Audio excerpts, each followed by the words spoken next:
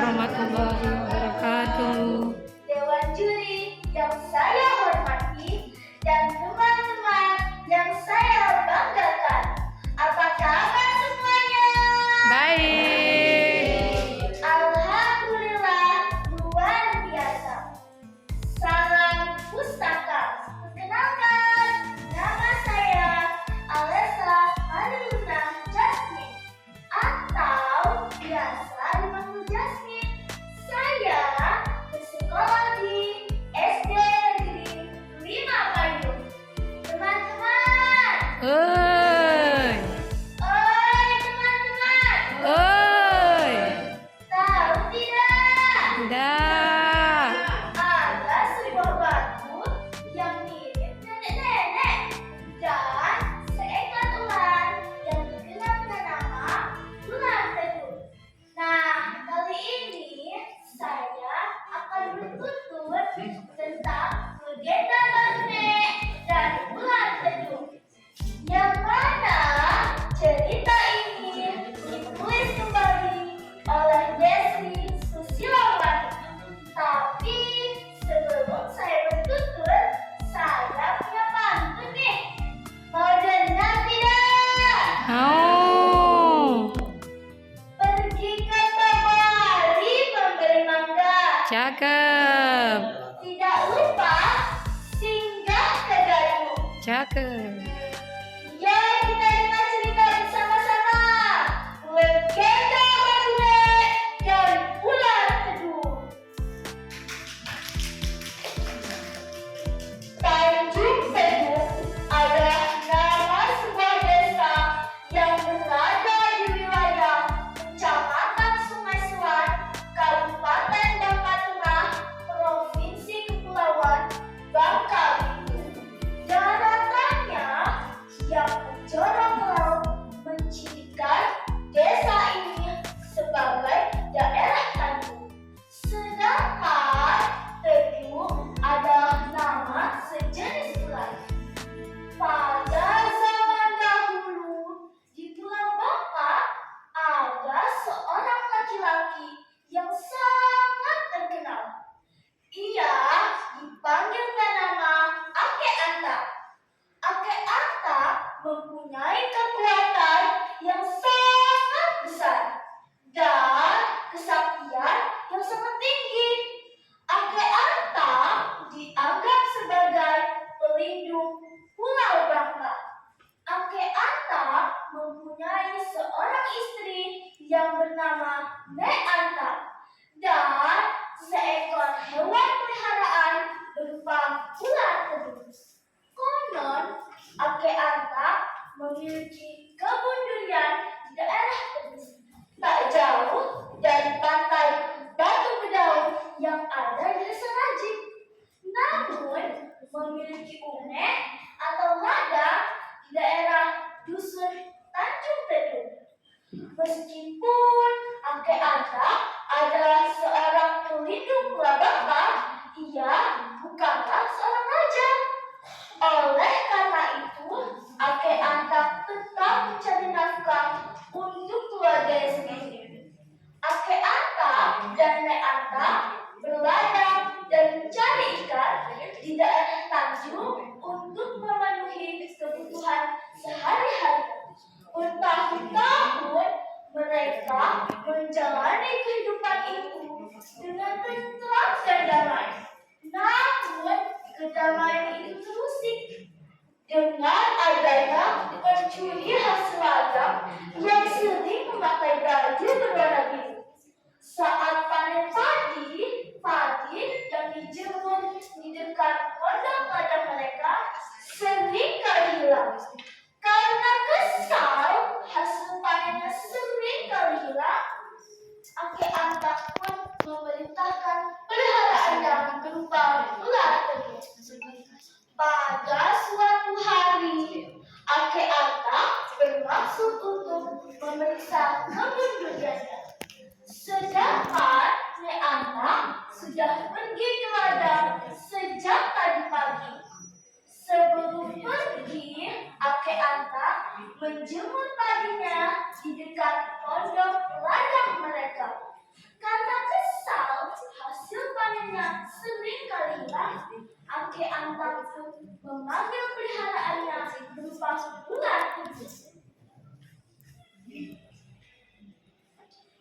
Hei ular teduh, datanglah kemari.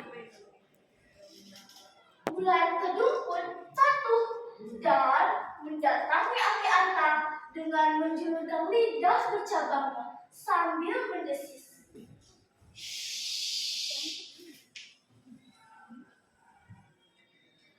Aku akan ke kebun durian dan Anta sudah ke ladang dari tadi pagi. Jagalah hutan padi ini selama aku pergi. Jika ada orang memakai baju berwarna biru, aku perintahkan kau untuk mematuk orang itu sebelum ia mencuri hasil ladang mereka. Perintah Ake Anta tegas.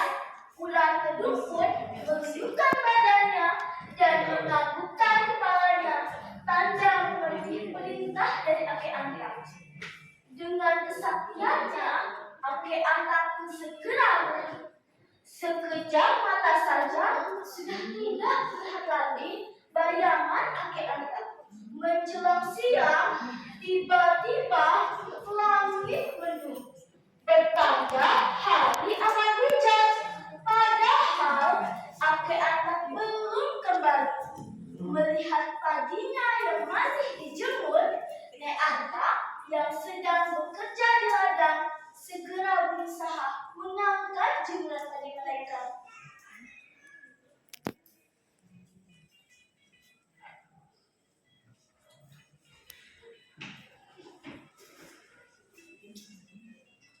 Wah, sepertinya akan turun hujan. Sebaiknya aku harus segera mengangkat jemuran padi ini. Ternyata Ake Anta lupa untuk mewanti-wanti istrinya agar tidak memakai baju berwarna biru dan tetap memakai baju berwarna merah. Sementara itu, di tempatnya berjaga, ular teduh melihat ada orang yang berbaju biru dan mengambil jemuran padi Ake Anta. Ular teduh pun berlari cepat dan tanpa suara. Kepalanya terangkat tinggi dan mematuk orang tersebut.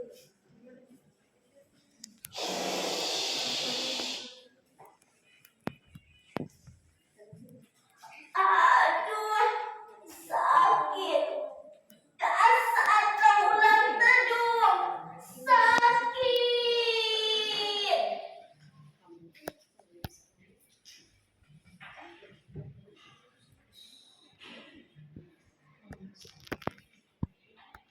Racun berbisa ular teduh membuat ikan tidak bisa berlari jauh. Perlahan, racun berbisa itu membuat tubuh orang yang berbaju biru tewas dan berubah menjadi batu. Sementara itu, di kebunnya, Ake Anta merasa gelisah.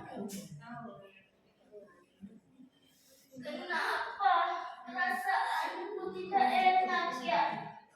Sebaiknya aku pulang saja ke pondok. Pikirannya selalu tertuju pada Nek Anta. Dengan kesaktiannya, Ake Anta segera pergi dan mencari istrinya. Nek, kamu di mana, Nek? Betapa terkejutnya Ake melihat istri tercintanya telah meninggal dunia dan berubah menjadi batu. Nek, apa yang telah terjadi padamu, Nek? Nek. Ake Anta pun berteriak memanggil peliharaannya. Hei ular teduh, ketahuilah bahwa orang yang telah kau patuk itu adalah Nek Anta.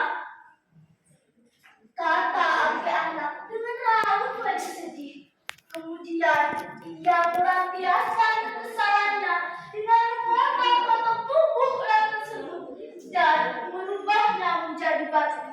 agar tidak ada lagi manusia yang terkena bisa ular kudung yang berbahaya.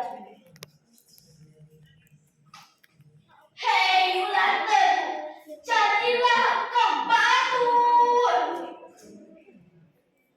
Dengan kesaktiannya, seketika itu juga ular kudung berubah menjadi batu. Ia terpaksa melakukannya untuk melindungi manusia di Pulau Bangka.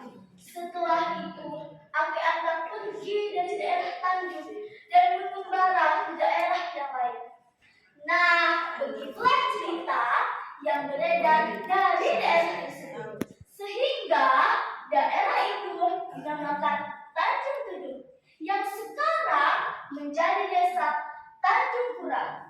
Nama desa diambil karena berada di semenanjung, dan Tanjung diambil dari nama ular Tanjung. Nah teman-teman, ada pun pesan dari cerita ini. Yang pertama, kita tidak boleh berburuk sangka dan menuduh tanpa bukti yang jelas dan kuat. Yang kedua, kita tidak boleh mudah percaya kepada hewan yang tidak punya akal budi, yang tidak mengerti, dan sangat berbahaya, yang bisa berakibat fatal bagi kita.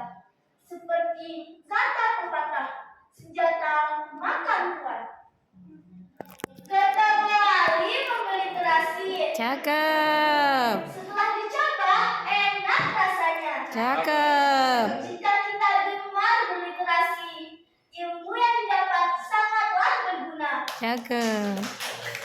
Bisa diasah pagi-pagi. Cakep. Bawa ke kebun untuk membabat. Cakep. Berakhir